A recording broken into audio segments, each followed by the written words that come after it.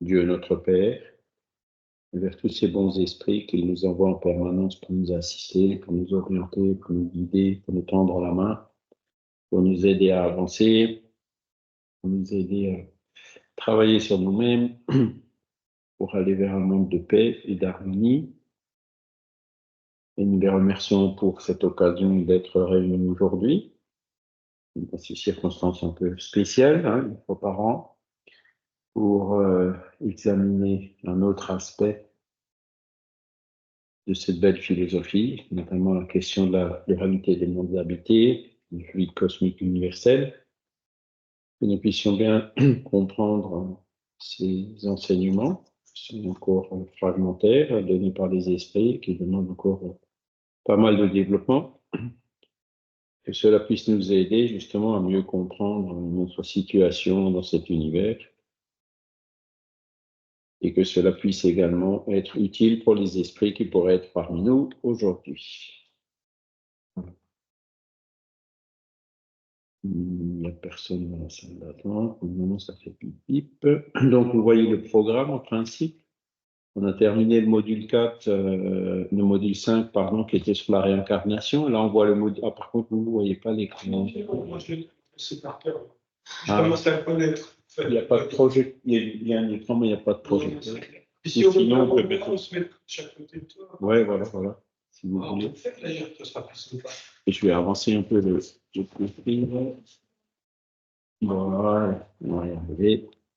Et donc, là, on va attaquer le module suivant qui est. Il y a une chaîne. Qui est la pluralité des mondes habités. Donc, de quoi est composé l'univers, c'est le numéro 1. Donc, qu'est-ce que c'est que le fluide cosmique universel? Qu'est-ce que c'est que la matière et l'esprit? Je pense qu'on en a déjà parlé, mais aujourd'hui, donc, on va vraiment voir ça dans le détail. Alors, je vais changer, je vais voir si j'arrive à. Ouais, je pense qu'il faut que j'arrête le partage. C'est l'autre fenêtre. Je suis désolé, c'est pas aussi évident que d'habitude, mais on va y arriver. Partager. C'est pas aussi fluide. Voilà, on va y arriver. Donc là, maintenant, vous devez voir le cours, c'est ça? Guide d'études de fluide cosmique universel, matière et esprit. Oui, ça marche. Ah, voilà la petite fenêtre, là, du coup, voilà, elle est pratique. Je vais la garder. Hop, on va mettre de l'autre côté. Donc, le fluide cosmique universel. Qu'est-ce que c'est que ce truc? C'est une bonne question. Ça, je vais aussi le remettre par ici. Voilà. Qu'est-ce que c'est que le fluide cosmique universel? Qu'est-ce que c'est que le fluide vital? Qu'est-ce que c'est que la matière? Et qu'est-ce que c'est que l'esprit? On sent bien que ce sont différentes composantes dans l'univers. Et on va essayer de comprendre un petit peu mieux la différence entre eux, quoi. Voilà. Donc, le fluide cosmique universel, c'est en fait, c'est la source première de tout, quoi. C'est la théorie de la grande unification que cherchent les physiciens, les scientifiques de partout. Qu'est-ce que c'est? Pourquoi il y a des particules? Pourquoi il y a des ondes électromagnétiques? Pourquoi il y a la loi d'attraction universelle, etc. Eh ben, c'est, d'après les esprits, tout ça, ce sont des propriétés du fluide cosmique universel. Il y a un seul élément, un seul fluide, on va continuer à l'appeler fluide, puisque c'est le mot qu'emploient les esprits, qui, par ses différentes transformations, explique tout le reste. D'accord? Et donc, quand vous regardez tout ce qu'on connaît, par exemple le Big Bang, toutes les différentes galaxies, l'univers, tout ça, ce sont des transformations du fluide cosmique universel. D'accord? L'énergie, c'est du fluide cosmique universel. Pourquoi est-ce que la Terre et la Lune s'attirent, bien qu'on ne voit pas d'élastique entre les deux, comme je le dis souvent. L'attraction universelle, c'est un truc tout simple, que Newton a sorti il y a quelques siècles. Et on ne sait toujours pas qu'est-ce que c'est qui fait que les corps s'attirent avec une certaine masse et suivant une certaine loi qui est bien connue. La constante gravitationnelle multipliée par le produit de les masses divisé par la distance entre les masses au carré. Hein. Et donc, le graviton qu'on recherche depuis si longtemps, c'est une des transformations, une des propriétés du fluide cosmique universel. D'accord? Donc, ce fluide éthéré, comme ils disent. Alors, pourquoi on dit fluide? Fluide, normalement, c'est un terme qui est utilisé dans la physique, par exemple, dans mécanique des fluides. Mécanique des fluides, c'est les mécaniques des liquides et des gaz, principalement. Hein. Et donc, le mot fluide, à l'époque de Kardec, il avait un sens un peu plus large. On appelait un fluide un agent. Hein. L'agent, par exemple, on ne savait pas encore expliquer l'électricité à l'époque de Kardec, donc il l'expliquait avec le fluide électrique. Donc l'agent électrique, le fluide magnétique, hein, le fluide magnétique animal des magnétiseurs. Vous voyez, ils utilisaient le mot fluide pour tout cela, et donc naturellement, il a gardé le terme en utilisant en l'utilisant dans le sens fluide cosmique universel, hein, pour cet agent qui, par ses différentes transformations, nous donne toutes ces autres propriétés de la matière qui sont connues aujourd'hui. Entre-temps, l'électricité, on a compris que c'était des électrons libres qui se baladaient dans des matériaux conducteurs, hein, ou des ions qui se baladent dans des liquides, etc. Hein, donc, on a bien compris comment fonctionne l'électricité. Mais bon, donc le fluide électrique, c'est quelque chose qu'on n'utilise plus du tout. Hein. Le fluide magnétique, on l'utilise pratiquement plus non plus, puisque on parle des champs magnétiques. Hein, alors, beaucoup de gens disent, est-ce que fluide, ce ne serait pas plutôt mieux traduit par champ? Eh bien, bon, alors on pourrait en discuter longtemps, mais pas tout à fait. Hein, pas tout à fait. Le champ, on pourrait peut-être l'utiliser pour le champ vital, hein, le fameux moule apporté par le Père-Esprit qui explique l'embryogénèse, par exemple, hein, le développement de l'embryon dans le ventre de la mère. Là, on pourrait dire c'est un champ vital, hein, un principe organisateur, comme disait Claude Bernard. On pourrait utiliser le mot champ. Mais bon, pour le fluide cosmique universel, on préfère garder le mot fluide. Ensuite, vous avez éthéré. Éthéré, ça vient du. L'éther, c'était connu comme quelque chose qui est très léger, très peu dense. Hein. Et donc, l'adjectif éthéré signifie, ça a ce sens-là d'un fluide qui n'est pas dense et qui n'est pas pondérable à l'état normal. Hein. Il est pondérable que quand il s'est transformé, quand il s'est condensé en matière. Hein. Donc, éthéré, c'est un petit peu l'inverse de condensé. D'accord? Donc, c'est un fluide éthéré qui remplit l'espace et pénètre les corps. Donc, il est partout. Hein. Même dans le vide interstellaire, il y a du fluide cosmique universel. Donc, le fluide cosmique universel, c'est l'éther. Donc, quand vous regardez les premiers philosophes qui parlaient de ça, ils utilisaient le mot éther. Mais l'éther, bon, c'est un produit chimique utilisé, enfin, qui était utilisé dans la médecine. Hein. Je me souviens avoir été endormi. Non, ce n'était pas de l'éther, c'était du chloroforme, mais bon, ça se ressemble. Hein. Ou matière cosmique primitive. Hein. Donc, l'éther, c'était utilisé pour fluide cosmique universel, matière cosmique primitive, génératrice du monde et des êtres. D'accord? Donc, tous les mondes et tous les êtres sont des transformations du fluide cosmique universel. D'accord? Leur corps. C'est leur corps. Les corps physiques, les père-esprits, le corps vital, oui, tout ça, c'est. Alors, l'esprit, c'est un peu plus délicat. Hein, c'est un peu plus ambigu, on ne sait pas trop. Hein. Donc, le fluide cosmique universel fait tout ce qui est matière et semi-matière. D'accord? Et toutes les propriétés du genre gravité, électromagnétisme, etc. À l'éther sont inhérentes les forces qui ont présidé aux métamorphoses de la matière. Donc, tout ce qui est la chimie, la physique des particules, hein, qu'on ne connaissait pas à l'époque et qu'on connaît aujourd'hui, fait intervenir des réactions entre des produits du fluide cosmique universel. D'accord?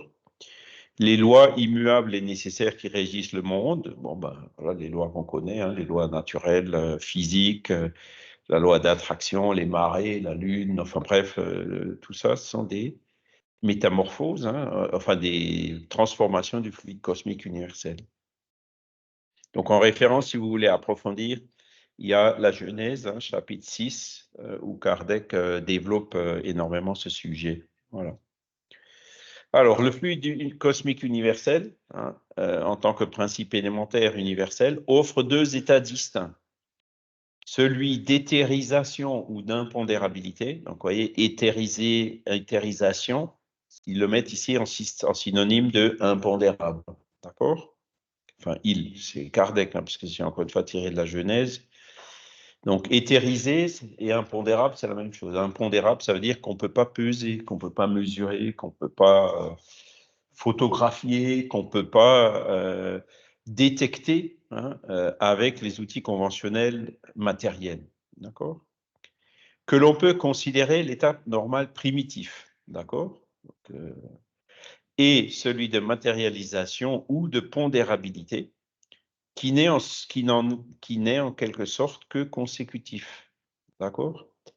Et donc, voilà, c'est ce que je disais, tout ce qui est le tableau de Mendeleïev, les protons, les neutrons, les particules, les électrons, les muons, le boson de Higgs, etc., sont tous le photon, hein, aussi, sont tous des condensations, hein, de matérialisation du fluide cosmique universel, hein, qui, dans sa densification la plus élevée, fait la matière. Le point intermédiaire est celui de la transformation du fluide en matière tangible. Bon, ben voilà. Hein, donc, là, on parle d'éthérisation ou d'impondérabilité. Vous me demanderez où est-ce qu'on met le père-esprit là-dedans. Ben, le père-esprit, il est semi-matériel, il est impondérable. On ne peut pas mesurer le père-esprit à l'état normal. Hein, même si plusieurs chercheurs, notamment les Russes, ils avaient vu que quand une personne meurt, juste avant la mort et juste après la mort, ils avaient trouvé, je sais pas, une dizaine de grammes ou une vingtaine de grammes d'écart. Bon, est-ce que c'est vraiment le poids, une masse du père-esprit? Pourquoi pas, hein, il faut continuer les recherches. Ou est-ce que c'est, parce qu'on sait aussi que quand une personne meurt, ben, il y a le dernier souffle, il y a 10 grammes, ça va vite, hein, c'est 10 grammes d'air, c'est pas si l'air, c'est combien? 29 grammes par mètre cube, je crois.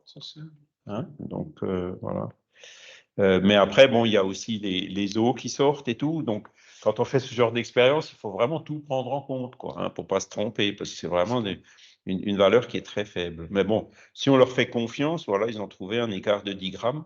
Donc, peut-être que le père-esprit a une masse très, très faible et qui n'est pas détectable en l'état normal, mais qu'il y a certaines approches qui permettent d'y arriver. Voilà, il y a Jackie qui arrive. C'est bien parce que même avec un écran, on se débrouille quand même. Est-ce que c'est clair? Alors, on continue. Donc, ça, c'est pour le fluide cosmique universel, d'accord? Donc, c'est vraiment lui qui est à l'origine. Oui, Michel? Oui, juste une petite chose, parce que j'ai réécouté, je ne sais pas par hasard, cette semaine, les cours de mécanique quantique d'Étienne Klein. Et en fait, il fait bien la différence entre une particule et un corpuscule. Le corpuscule a bien un corps, les atomes, les molécules ou autres, alors que les particules n'ont pas de corps en mécanique quantique. Oui. Et en fait, c'est juste un nuage, mais sans corps. Oui, d'accord. Et en plus, c'est un nuage qui apparaît et qui disparaît. Hein. Oui. Hein, Donc, c'est la dualité onde-particule. Donc, voilà, c'est exactement ça. Et je trouve que c'est peut-être cette différence-là. Alors évidemment, lui ne parle pas de spiritualité, mais c'est peut-être cette nuance qui fait la différence entre l'éthérisation, l'impondérabilité et le poids après. Enfin bon, voilà. Bon, ben, je ne suis pas sûr, hein, parce que autant un corpuscule qu'une particule, c'est une condensation du fluide cosmique universel sous forme de matière, hein, puisque les deux sont de la matière, on est bien Ah d'accord. oui, d'accord, ok. Tu vois ce que je veux dire? Oui, Par d'accord. contre, l'électron, on dit que c'est... bon, une onde, l'onde électromagnétique, là, par exemple, le téléphone vers la borne, ben, on sait que ce sont des champs électriques qui ondulent, hein, électromagnétiques plutôt, qui ondulent, qui se propagent dans l'air, qui traversent un peu les fenêtres ici pour arriver juste. Donc ça, tout ça, ce sont... une onde n'a pas vraiment de corps, tu vois. Et l'énergie solaire, donc c'est les ondes lumineuses hein, que le soleil nous envoie vers nous, mais on peut aussi les considérer comme un photon. Hein, le photon qui est la particule de la lumière et qui explique, par exemple, le vent solaire. Vous avez entendu parler du vent solaire hein, Oui, on a des aurores boréales aussi. Le rayonnement peut, en mettant des voiles entre guillemets dans l'espace, hein, les voiles peuvent être poussées par la lumière émise par le soleil. Hein. Il y a aussi la queue des comètes hein, qui est toujours orientée, si je ne me trompe pas, c'est la face opposée au soleil. Hein. Donc c'est le vent solaire qui hein, la comète, elle se déplace comme ça. Hein. Mais la queue, elle n'est pas dans le sens du déplacement, elle est dans le sens opposé à la position du Soleil. Vous voyez? Et donc, ce sont des choses qui sont expliquées par le vent solaire, donc la dualité onde-particule. Mais tout ça, c'est de la matière, on est bien d'accord. Là, on est dans le pondérable, on n'est pas dans l'impondérable. D'accord? L'impondérable, c'est vraiment quelque chose qu'il faut que la physique d'aujourd'hui conceptualise pour dire qu'est-ce que c'est que le Père-Esprit? Hein, pourquoi est-ce qu'il aurait une masse de 10 grammes hein est-ce que, par exemple, cet électron qui est à la fois une particule et une onde, à quoi ressemble l'électron, par exemple, dans la semi-matière hein si tant est qu'il y en ait, hein, parce que aujourd'hui, la physique, elle n'a pas assez réfléchi sur ce genre de choses. Hein. Quand vous prenez le livre de Régis Duteuil, L'univers superlumineux, vous vous rendez compte que il prend tout simplement l'hypothèse qu'il existe des formes de matière qui ne souffrent pas la limitation de la vitesse de la lumière. Donc cette vitesse de la lumière, c'est une limite physique, c'est une des constantes physiques qui caractérise la matière tangible. Même la lumière qui a une masse nulle, hein, le photon qui a une masse nulle, il ne peut pas aller plus vite que les 300 000 km/s, d'accord? Alors qu'une particule, aussi infime soit-elle, sa vitesse sera toujours inférieure parce que il faudrait, dès que la masse n'est pas nulle, il faudrait une énergie infinie pour le faire arriver à cette vitesse de la lumière. Donc, ce n'est pas possible. D'accord? Et alors que les esprits nous disent, nous, esprits avec notre Père Esprit, on va à Jupiter en 2 secondes. Ben, la lumière, il lui faut, je crois, plusieurs dizaines de minutes ou peut-être même heures pour arriver jusque là-bas. Hein, la sonde Voyager 1 ou Voyager 2 qui a dépassé Pluton, et quand ils envoient un signal, le signal, il met 1 jour et demi pour arriver jusqu'à la sonde. Ensuite, il faut espérer que la sonde le capte et puis renvoie un signal dans l'autre sens. Donc, il faut de nouveau espérer 1 jour et demi, attendre 1 jour et demi pour que l'onde revienne. Hein. Et c'est pareil avec la lumière. On voit les étoiles qui sont à 10 années-lumière, on les voit comme elles étaient il y a 10 ans. Hein, parce que la lumière, pour venir de cette étoile jusqu'à chez nous, met 10 ans. Donc on voit l'étoile dans le passé. Enfin, c'est tous les paradoxes de l'espace-temps, d'accord? De la mécanique relativiste. Donc tout ça, tout ce que je vous ai expliqué là, c'est de la matière. D'accord? Parce que les esprits, eux, ils voient l'étoile telle qu'elle est maintenant. Ils l'aperçoivent telle qu'elle est maintenant. Hein. Ils n'ont pas ce temps, ce décalage que nous, on a dans tout ce qui est matériel. Et c'est pour ça qu'on a besoin de la dimension du temps, hein, de l'espace-temps. Pourquoi? C'est ben, quand tu veux caractériser quelque chose, hein, que tu veux caractériser par exemple l'étoile qui est à 15 années-lumière, ben, si tu veux la caractériser de là-bas, ben, donc tes dimensions d'espace seront auprès de cette étoile et puis le temps sera le temps présent de l'étoile.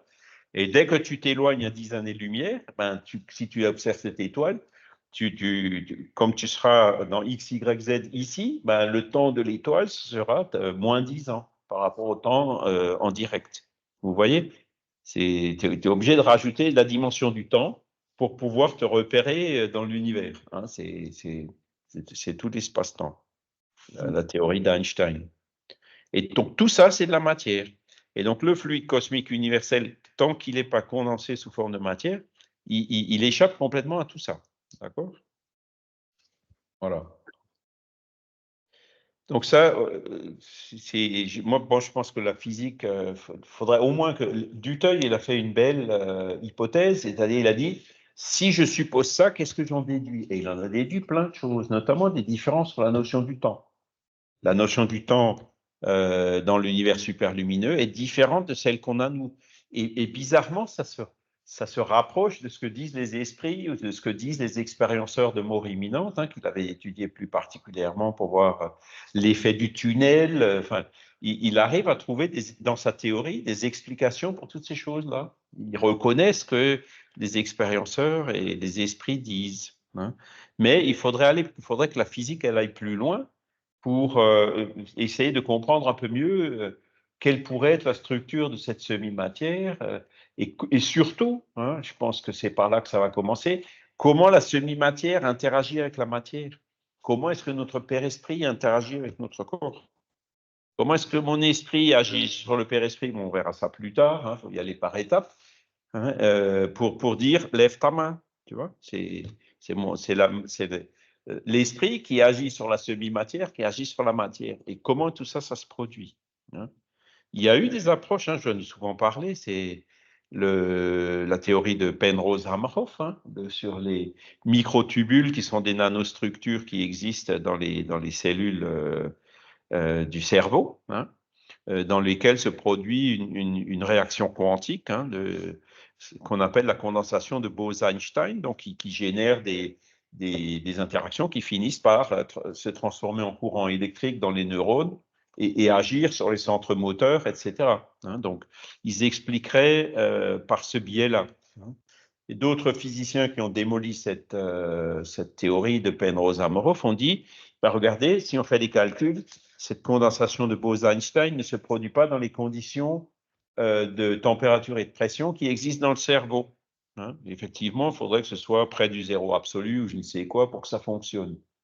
Et là, il y a Célia Dintas qui est revenue, qui a rajouté une couche en disant c'est vrai ce que vous dites, sauf si il existe une antiparticule quelque part. Hein, et si cette antiparticule est présente, la réaction de Bose-Einstein, la condensation de Bose-Einstein se produit si dans les conditions ambiantes. Et elle dit cette antiparticule, elle est apportée par le père-esprit, par la semi-matière. Donc, là, on commence vraiment à toucher. Bon, faut vraiment creuser le sujet pour arriver à ce changement de paradigme qui consisterait à dire la matière n'existe pas que sous la forme tangible qu'on connaît. Et si le jour où ça se produira, là, vous verrez, il y aura une révolution scientifique. Donc, on espère de tout cœur que ça se produise le plus tôt possible, hein, ou pas, hein, on ne sait pas. Il faut rester humble. On a peut-être faux. Ce sera peut-être autre chose ou autrement, mais le jour où on en sera là, vraiment, là, je pense que les choses vont changer. Voilà. Alors, le fluide vital, qu'est-ce que c'est que le fluide vital? Bon, donc, il dit, il existe dans tous les corps vivants, d'accord? Tout ce qui vit il y a du fluide vital, donc plantes, animaux et humains, d'accord? Il y a du fluide vital, sinon il n'y a pas de vie. Le jour où il n'y a plus de fluide vital, qu'est-ce qui se passe? Le corps vivant meurt. Hein, le fluide vital est nécessaire pour entretenir la vie. D'accord? Eh bien, le fluide vital, c'est aussi une transformation du fluide cosmique universel. D'accord? Et c'est là où les esprits, alors c'est là où ça devient un peu dans question 65 du livre des esprits, c'est ce que vous appelez le fluide magnétique ou fluide électrique animalisé. Alors, dans la terminologie, on s'empêtre un peu. C'est une façon de le présenter qui est un peu datée quand même. Voilà.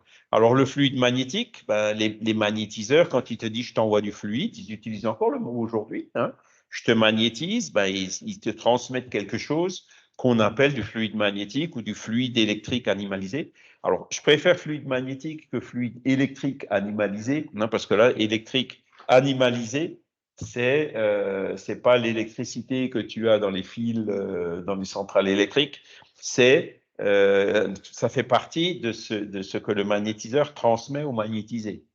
D'accord? Et donc, que transmet le magnétiseur au magnétisé? ben, on peut utiliser, ben, c'est du fluide vital. Là, on se comprend mieux, c'est plus clair. Hein, d'accord? Donc, c'est ce qu'ils disent à la question 65. Alors, est-ce que le fluide vital, il est tangible ou pas? Qu'est-ce que vous en pensez? Par exemple, on peut parler de l'homéopathie. On sait que ça a un effet, mais on ne sait pas comment ça agit. C'est ça. Il y a beaucoup de choses qui sont comme ça. On sait qu'il y a des choses qui ont de l'effet, mais on ne sait pas comment ils agissent. Hein. La mémoire de l'eau, enfin, il y a eu des expériences de fait qui sont contestées, mais bon, qui sont là.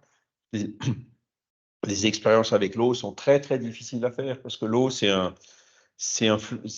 liquide, j'allais dire un fluide, hein, on va dire liquide, qui existe aussi sous forme de solide quand c'est de la glace ou de gaz quand c'est de la vapeur d'eau. Hein. Ben, l'eau, en fait, absorbe. Il suffit que tu aies un peu, je sais pas, des aromates, des choses. Enfin, l'eau absorbe énormément de choses. Donc, quand on fait des expériences avec l'eau, il y a plein de phénomènes parasites qui peuvent venir te fausser le résultat de l'expérience, quoi. C'est très, très difficile.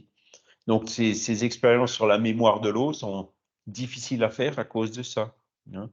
Et l'homéopathie, c'est pareil. Hein. Bon, alors Hahnemann, il a clairement expliqué sa théorie, hein, que voilà, ça produit une réaction dans le corps physique pour réagir contre, si je me rappelle bien, hein, le principe qui est dans le truc homéopathique, et donc qui va détruire ben, les bactéries ou le problème, enfin L'homéopathie, en fait, a un ça effet, stimule le système immunitaire, ou enfin bon. ouais, Hein.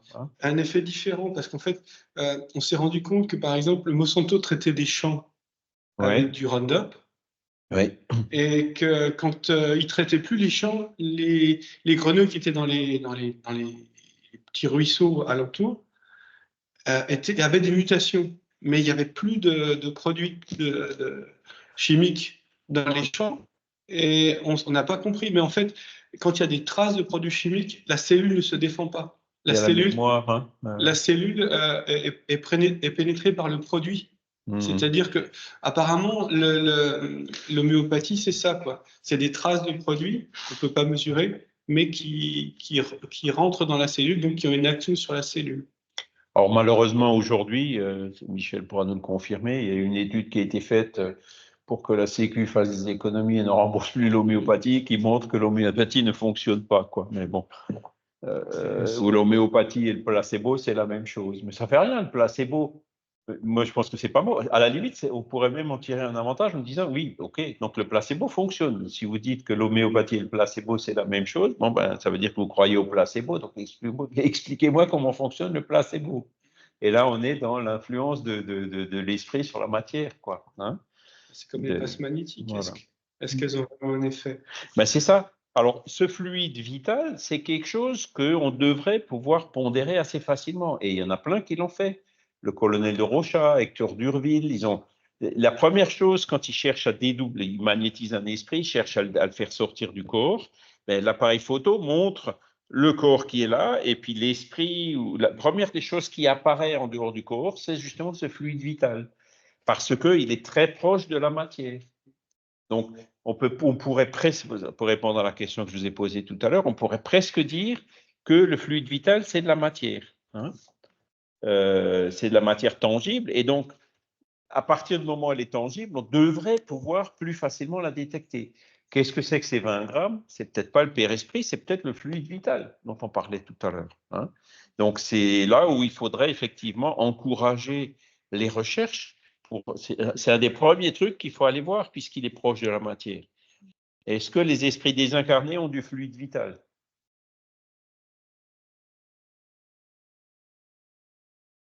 On sait que les ongles poussent.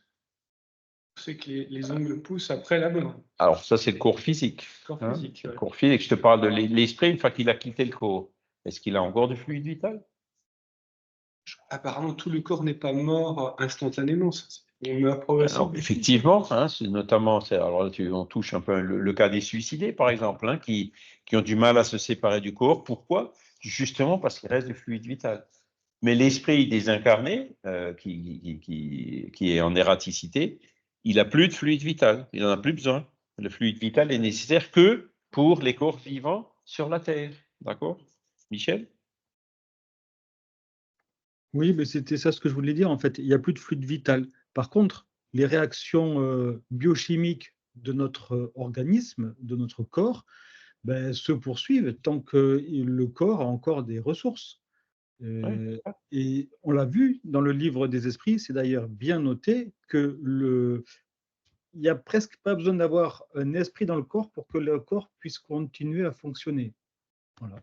Ouais, il y a certains mécanismes automatiques, et puis tout ce qui est après les phénomènes de décomposition et tout, il est un VR, par exemple, qui apparaît dans notre corps. Lui, par contre, il a du fluide vital, d'accord? Mais c'est plus le fluide, c'est plus le fluide vital de l'humain, quoi. Hein, c'est les. Hein, après, c'est un livre qu'il faut que je lise, parce que j'avais commencé à le lire, mais j'ai arrêté, parce que je ne sais pas si vous connaissez La tombe parle, de l'esprit symbole par le médium Jeanne Laval. Donc, c'est un bouquin qui est épais comme ça. Donc, le soir, pour le lire, c'est pratique hein, pour s'endormir, parce que quand le livre tombe, hop, on s'endort immédiatement. Mais donc, Jeanne Laval, elle parle de ce qu'elle appelle les monades. Hein. Donc, chaque cellule a comme si c'était une sorte de comment dire, une monade, c'est-à-dire un esprit élémentaire qui est là pour animer, pour faire fonctionner la cellule. Une cellule, c'est compliqué, hein, c'est une usine à gaz. Quand vous regardez les descriptions avec le noyau, tous les machins qui sont autour, les échanges qui se font, c'est d'une complexité qu'ils n'ont pas encore vraiment réussi à tout analyser, à tout décrire, à vraiment comprendre comment fonctionne une cellule, alors qu'on en a des milliards en nous. Hein. Et donc, Jeanne Laval, enfin l'esprit symbole, parle que, et puis je pense André Louis aussi un petit peu, il compare à un chef d'orchestre. Hein, l'esprit humain, c'est le chef d'orchestre et puis toutes ces cellules, ce sont un peu des musiciens qui suivent les orientations du chef d'orchestre. Donc, quand on meurt, le chef d'orchestre s'en va, mais les musiciens sont toujours là. Hein, mais quand je vous disais le fluide vital, c'est le fluide vital humain. Hein, donc non, quand il n'y a plus de fluide vital, l'humain meurt, hein, ou la plante meurt, mais ensuite le reste se composte, se recycle par des phénomènes naturels avec d'autres organismes qui sont plus élémentaires que l'organisme initial. D'accord? Et donc, le problème de la difficulté des suicidés, hein, c'est que, en fait, ils mettent fin à leur vie alors qu'ils ont encore du fluide vital. Et c'est ça qui leur pose des difficultés pour se dégager de leur corps, à cause de ce fluide vital dont l'esprit n'a que faire hein, et qui se draine comme il peut dans le corps physique, que l'esprit a du mal à se dégager. D'accord?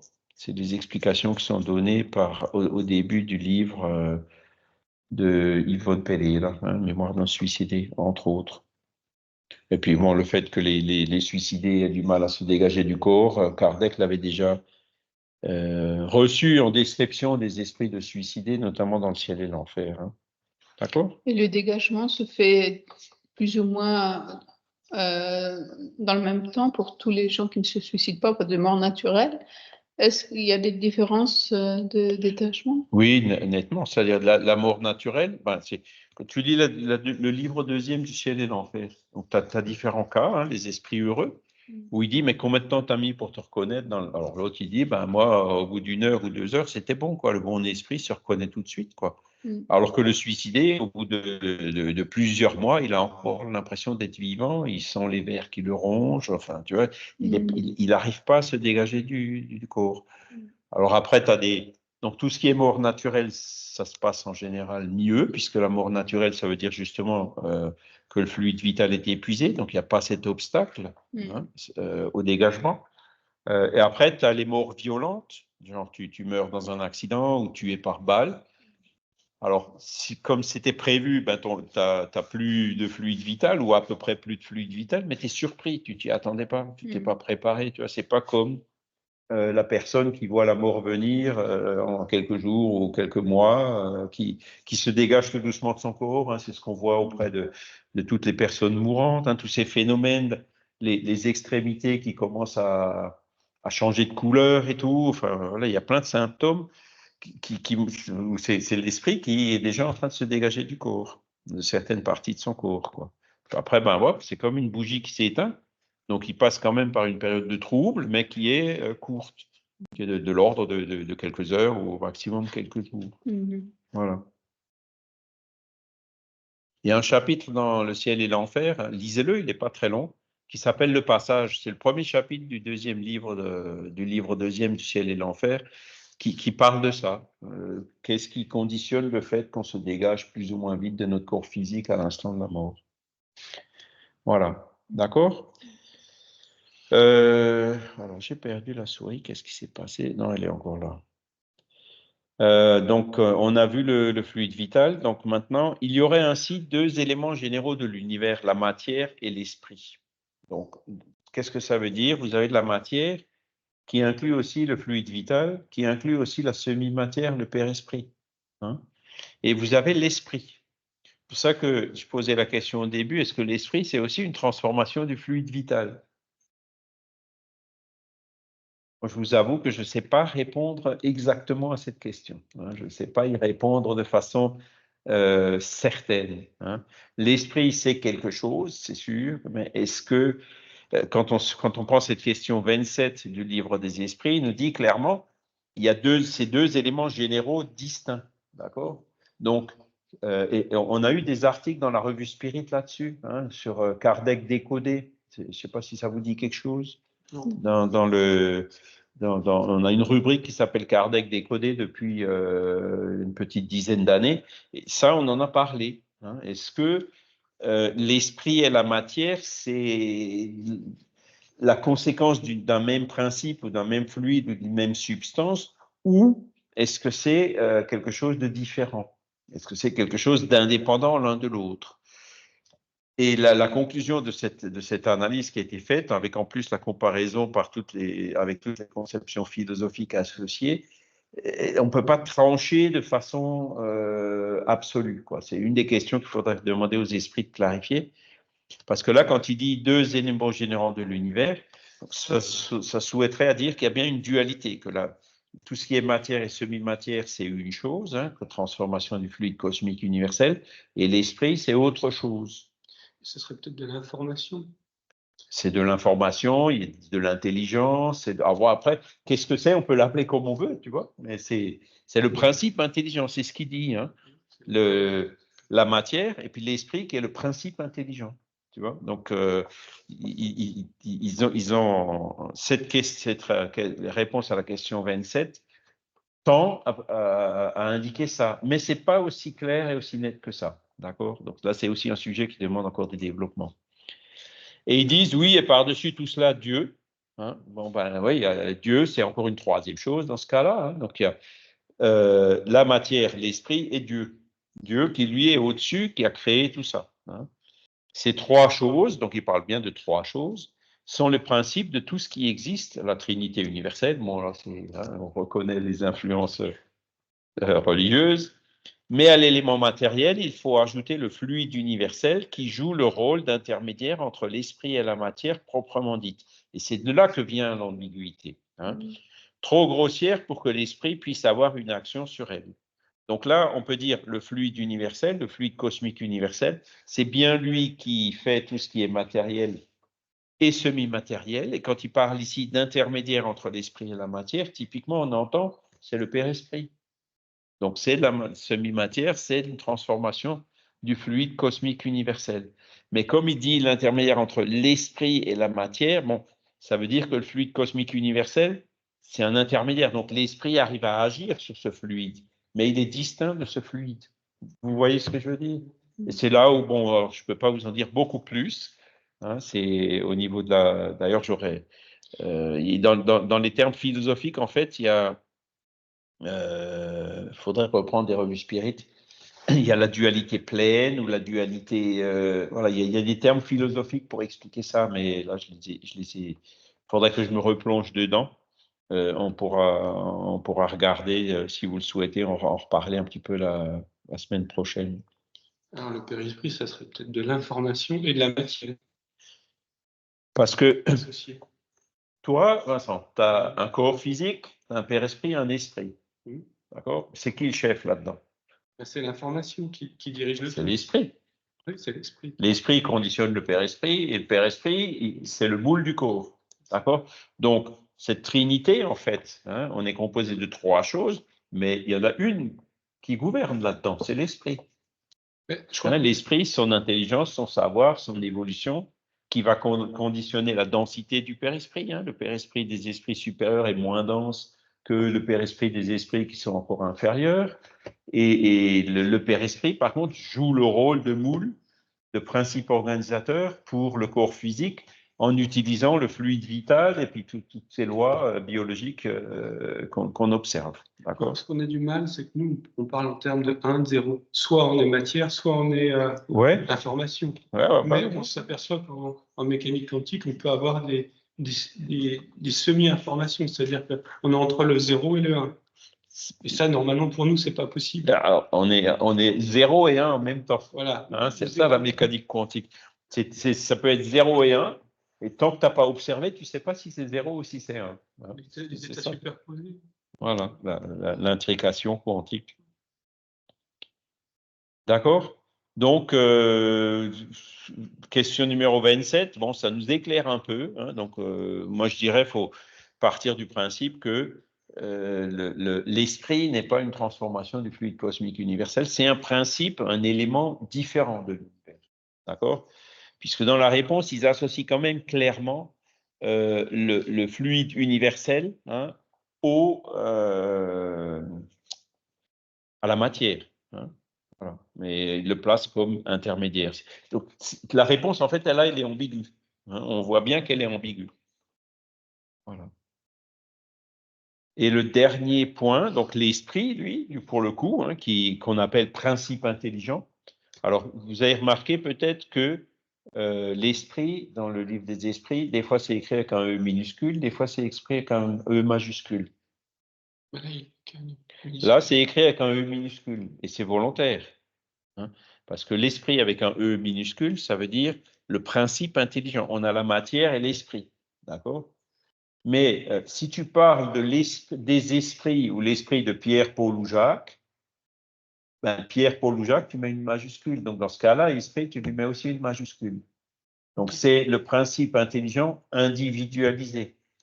Et là, on met un E majuscule. Le E minuscule, ça serait de l'information, et le E majuscule, ça serait une entité. C'est quelqu'un, quoi. C'est une personnalité. C'est Pierre, Paul ou Jacques. C'est comme ça que je le... Voilà. Hein. Donc, c'est comme ça qu'on fait la différence entre le esprit. Il n'y a qu'un mot pour les deux choses dans la langue française. Donc, Kardec, il est parti de ce principe de mettre un E minuscule et un E majuscule pour faire la différence entre les deux. Alors, c'est là, voilà, question numéro 25, qui tournait vraiment autour de la chose, et ça résout quand même pas encore tout à fait le problème, puisqu'il lui dit, l'esprit au principe intelligent est-il indépendant de la matière, ou n'en est-il qu'une propriété, comme les couleurs sont des propriétés de la lumière, et le son une propriété de l'air? Donc, vous voyez la question, hein, les couleurs, c'est une propriété de la lumière. Alors, c'est quoi les couleurs de la lumière? Ben, c'est la fréquence. Hein. Vous changez la fréquence, vous changez la couleur. Hein. Le son, une propriété de l'air, ben, c'est pareil. Le grave, c'est les ondes sonores qui sont de basse fréquence, et puis les aigus, c'est des ondes sonores qui sont de haute fréquence. Hein. Donc, le son n'existe pas en tant que tel, c'est uniquement la vibration de l'air qui crée le son. Donc là, il demande, est-ce que l'esprit, il est créé par les propriétés de la matière? Vous voyez la question? L'information a un problème, elle n'a pas de corps pour exprimer ses idées. Oui, alors c'est ce qu'il dit. Est-il indépendant de la matière ou n'en est-il qu'une propriété? Si on n'est qu'une idée, une idée, ça n'a pas de corps. C'est ça. Il faut de la matière pour que l'idée s'exprime. Alors, c'est ce qu'il dit. L'un et l'autre sont distincts. D'accord? Donc, ça veut dire que l'esprit et la matière, c'est bien une chose. Ce sont deux choses distinctes. D'accord? Hein, donc, on tombe encore une fois dans cette dualité. Hein, la dualité d'essence, quoi. Hein. Mais il faut l'union de l'esprit et de la matière pour intelligenter la matière. Ça veut dire que quand tu vois un corps, pas que vous me regardez, c'est bien un corps physique qui parle, qui bouge, qui fait des gestes, qui essaie de donner un sens à ce qu'il dit et à ce qu'il montre, parler avec les mains comme les Italiens et tout. Hein, donc, la matière paraît intelligente parce que il y a un esprit qui est uni à ma matière. Le jour où l'esprit se désunit de la matière, on me met dans la tombe, dans le cercueil et dans la tombe. Donc là, la matière n'est plus intelligentée. Intelligentée, c'est un mot qui n'existe pas. Ça s'appelle un néologisme. C'est un néologisme, voilà. C'est que les esprits ont utilisé. Donc, pardon? Un barbarisme. Un barbarisme, ouais. Ils avaient dit la même chose du mot spiritisme, quoi. Mais bon, 8h47, ça va, on est encore dans les temps. Alors donc, voilà, donc on parle bien de ce principe de dualité entre les principes, dualité d'essence. L'esprit, c'est une création à part et la matière, c'est une autre création à part, transformation du fluide cosmique universel, mais qui interagissent l'un sur l'autre. Et que l'intelligence réside dans l'esprit et l'esprit, quand il est lié à la matière, il arrive à exprimer cette intelligence sous forme de son, sous forme d'écriture, ou de tout ce que vous voulez, dans la matière. Mais sans l'esprit, la matière n'a pas d'intelligence. Voilà. Bon, c'est tout. Est-ce que vous avez des questions?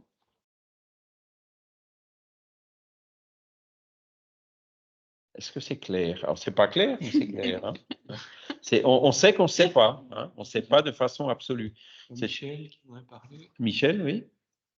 Oui, dans la question 27, là, en fait, alors, il parle du fluide universel, mais plus du fluide cosmique universel. Et c'est vrai qu'on a l'impression que le fluide universel se réduit au périsprit, alors que le fluide cosmique universel, c'est ce qu'il y a, c'est l'éther, en fait, c'est ça.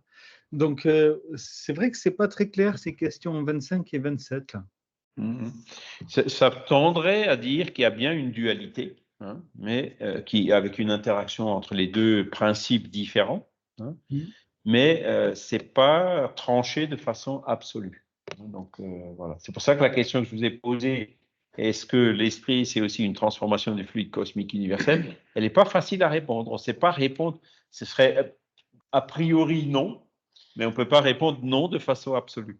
On dit qu'il y a une dualité parce qu'il n'y a pas de... On imagine que le temps existe, mais apparemment le temps n'existe pas. Il est compressible, comme l'air. Le temps sert à mesurer, l'intervalle entre deux événements. Et s'il n'y a pas de temps, il n'y a pas de matière, il n'y a pas d'information, il n'y a rien. Dans le monde physique, le temps existe. Et parce que dans le monde spirituel, la notion du temps, elle est différente. Et ça, par contre, Guy, Duteuil, il l'a bien expliqué dans ses équations. Il voit clairement que dans le monde spirituel, il y a deux formes de temps. Il y a une forme de temps qui ressemble aux nôtres, et il y a une autre forme de temps qu'il appelle le temps vécu. Donc, c'est l'intégrale en mathématiques, de moins l'infini jusqu'à zéro, de tout le passé.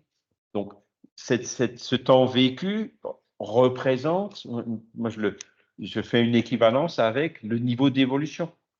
C'est-à-dire toute la somme du vécu de qu'est-ce que je suis aujourd'hui en fonction de toutes les expériences que j'ai acquises dans le passé. Donc, c'est ce qu'on pourrait appeler le niveau d'évolution. Ou on pourrait aussi dire que c'est l'illusion de l'existence. Parce que si le temps n'existe pas, on est une illusion.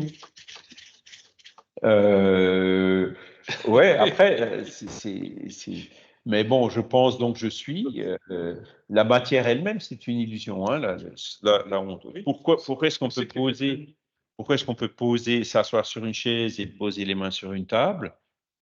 Et ça, la physique des solides l'explique. C'est plein de vide là, entre le noyau et puis les électrons. Il y a une distance qui est énorme, quoi. Et l'électron, en plus, c'est quelque chose c'est une onde, c'est une onde d'une particule. Mais c'est grâce aux électrons qu'on a je dirais, la rigidité de la matière. Ça s'explique par les électrons. Et donc là, quand je veux enfoncer mon doigt et qu'il ne s'enfonce pas, ce sont les électrons de la table qui résistent. Et donc, on arrive à calculer avec une pointe, en appuyant très fort, on finira quand même par arriver à le percer. Donc, c'est la physique du solide, la mécanique qui explique ça. Voilà. Et donc, alors, est-ce que c'est une illusion? Non, moi, je suis bien ici, assis sur une chaise, tu vois. Bon, C'est une belle illusion. Allez. voilà, c'est là où, bon, si c'était une illusion, on ne serait pas là en train de causer, on n'aurait pas un ordinateur, on n'aurait pas, hein, l'électricité, c'est pas une illusion non plus, puisqu'on s'en sert, on la paye même, enfin voilà, quoi. Mais c'est l'information qui est en nous qui essaye de comprendre ce qu'elle Voilà. est. C'est pas l'essentiel, voilà. L'essentiel, c'est l'esprit et ses acquisitions, d'utiliser toute cette matière qu'on a besoin pour évoluer. Donc, du coup, on est incarné, on a besoin de manger. Hein. Là, on va rater le petit déjeuner. Malheureusement, c'est de 8 à 9. Mais bon, c'est pas grave. Et voilà. Donc,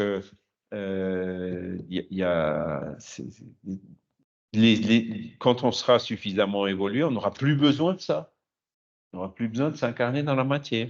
Mais Et là, mon doigt, il ne traverse pas la table. Mais l'esprit, lui, il traverse. Avec son père esprit, il arrive à traverser le mur, là, sans aucun problème. donc les électrons n'ont aucun effet sur l'esprit. Alors, c'est là où on dit l'interaction entre la semi-matière et la matière, tu vois. Donc, le fait de la pénétrabilité, que les esprits ne sont pas arrêtés par la matière physique, c'est un des éléments à prendre en compte dans cette analyse. Hein. Il faut que le père-esprit, la structure, le concept qu'on fasse, prenne en compte le fait qu'il arrive à passer à travers la matière sans aucun problème. Et apparemment, tous les esprits n'arrivent pas à passer à travers la matière. Alors, je sais, enfin, la majorité, ils y arrivent. Hein. Par contre, ils n'arrivent pas à traverser. Par exemple, nos solars, il y a un mur autour. Voilà. Donc là, ils n'arrivent pas à traverser. Mais ce mur, ce n'est pas de la matière physique, c'est aussi de la semi-matière. Donc, dans le monde des esprits, dans la semi-matière, ils arrivent effectivement à faire des murs que les esprits n'arrivent pas à traverser. Alors, qu'est-ce que c'est que ces murs? Ça peut être, je ne sais pas, un rayonnement ou une... Je ne sais pas, c'est là où il faut conceptualiser. Il y en a qui arrivent à utiliser la volition, c'est-à-dire qu'ils peuvent se déplacer à la vitesse de la pensée. Et les autres, ils sont obligés de prendre l'aérobus. Voilà. C'est comme une forme d'intrication quantique. Ils sont ici et ailleurs en même temps. C'est de l'ubiquité, voilà. Ils sont omniprésents. Voilà. Enfin, omniprésent, il n'y a que Dieu qui est présent partout à la fois. Mais un bon esprit peut très bien donner 10 communications médiumniques en même temps, à 10 endroits différents. Comme il se déplace instantanément partout, il a une puissance de pensée qui dépasse largement la nôtre. Donc, il pourra très bien donner 10 communications sur des sujets différents en même temps. Parce que nous, on a dit, lui, il n'est peut-être pas dans l'illusion du temps, donc il peut se permettre d'être à différents endroits dans des temps différents, alors que nous, pas. Ouais, enfin, il y est simultanément, quoi. Voilà, oui. Nous, on ne comprend pas ce que c'est que le temps, en fait. Peut-être. Non, c'est pareil. Hein, je me souviens quand vous regardez, par exemple, les commentaires, parce que je me suis toujours posé la question, tiens, mais Einstein, c'était en 1905. Donc, Delanne, Denis, ils ont dû connaître Einstein, Flammarion. Ils en parlent très peu. Le seul que j'ai trouvé récemment qui en parle, c'est Flammarion. Après, pour trouver d'autres qui en parlent, il faut aller un peu plus loin. Il faut chercher les André Bourgeois et d'autres auteurs que je n'ai pas encore suffisamment étudiés pour voir qu'est-ce qu'ils en pensaient, quoi. Mais Flammarion, lui, j'ai trouvé un article récemment où il en parle. Il dit je ne comprends pas cette théorie. Et notamment, une des objections qu'il avait, il dit le temps, ce n'est pas une dimension. Donc, moi, je ne suis pas d'accord avec ça. Mais il s'est trompé, puisque l'espace-temps, ça fonctionne, tu vois. Il y a plein d'applications de la relativité restreinte et générale qui ont montré que Einstein, il a vu juste. Hein. Et on sait Et même donc, Flammarion n'avait pas compris à l'époque. Et pourtant, c'était. C'est même qu'il y a une déformation de l'espace-temps, parce qu'on voit des lentilles gravitationnelles dans l'univers. Donc, on voit que l'espace. L'espace est courbe. Voilà, hein. l'espace est déformé. Et donc, il y a bien une déformation de l'espace-temps. Oui, ça a été la déviation des rayons lumineux par le soleil pendant une éclipse. Enfin, il y a plein d'expériences qui. Voilà. Alors, on va regarder l'heure. 56. Il y aurait peut-être encore une dernière question. Tiens, je vais arrêter le partage. Hop, comme ça, je verrai l'écran un peu mieux. Est-ce que tu as enregistré? Oui, l'enregistrement est en cours. Oui. Ah, ça y est, maintenant, je vois Benoît, je vois Fabrice. Je vois plus Michel qui est allé à la pharmacie. Hein. Je vois Jackie, je vois Grégory. Vous avez encore une question? Il y a du soleil aussi chez Fabrice, c'est bon signe. Ça veut dire qu'il fera beau chez nous demain. Hein. Voilà. Ben, écoutez, sinon, moi, je vous propose qu'on s'arrête là pour cette semaine. Hein, et puis, on va. Ce sont des questions qui sont passionnantes. Hein, et voilà, faudrait un jour s'asseoir un peu, prendre le temps pour essayer de lister un peu toutes ces propriétés qu'on connaît, et puis pour définir un peu un cadre avec différentes observations, des choses qui sont quand même plus ou moins positivement observées pour servir de ligne directrice à la réflexion. Vous voyez ce que je veux dire? Hein, parce que voilà, on a quand même pas mal d'éléments. Et c'est ce que disait Léon Denis, le spiritisme, et Delane aussi, apporte toute la phénoménologie spirit, notamment les matérialisations. Hein. C'est encore une fois de l'interaction entre le Père-Esprit et la matière. Qu'est-ce que c'est que cet ectoplasme qui sort du corps, qui perd le tiers ou la moitié de son poids? Qu'est-ce que c'est que ces trucs? Donc, pourtant, ce sont des choses qui ont été vues, vérifiées, mesurées, donc pour servir d'éléments de réflexion pour ce nouveau paradigme. Voilà. Ouais. Bah, ouais. Mais bon, wait and see, on y arrivera. Ben, écoutez, on va remercier les bons esprits pour leur présence, pour l'aide sur ces questions qui sont assez fondamentales, hein, assez philosophiques, qui ne sont pas encore complètement résolues et sur lesquelles il y a encore du travail de réflexion, d'analyse à faire et éventuellement de recherche, rechercher l'aide des esprits pour essayer avec l'avancement de la science, entre l'époque de Kardec et aujourd'hui, éventuellement pouvoir avancer un pas de plus dans la compréhension de tous ces éléments généraux de l'univers. Voilà, merci à tous, excellente journée, et puis à bientôt. Bon dimanche à tous. Au revoir. Au revoir. Au dimanche. Bon dimanche. Merci, Charles.